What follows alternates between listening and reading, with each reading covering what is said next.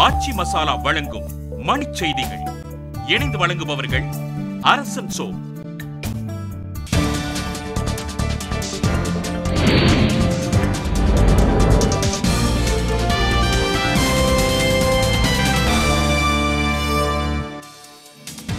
குடியரசுத் தலைவர் தேர்தல் 7,13,387 வாக்குகள் பெற்று பிரணாப் முகர்ஜி அமோக வெற்றி.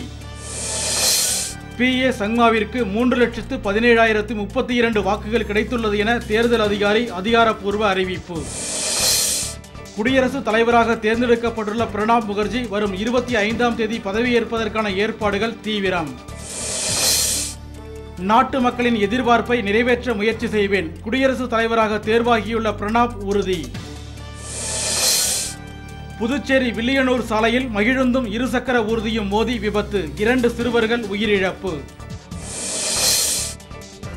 பிரணாப் முகர்ஜியின் வெற்றியை அனைவரும் ஏற்றுக்கொண்டுள்ளனர் என நடுவண் அமைச்சர் கபில் சிபல் கருத்து. சீர்காழி அருகே 2 தானி ஓட்டுநர்களுக்கிடையே நிகழ்ந்த மோதலில் ஒருவர் உயிரிழப்பு, காவல்துறை விசாரணை.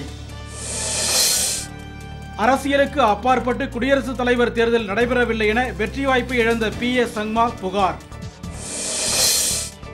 ஊழல் கரைபடிந்த பிரணாப் முகர்ஜி குடியரசுத் தலைவராக வெற்றி பெற்றுள்ளார் என அரவிந்த் கெஜ்ரிவால் குற்றச்சாட்டு.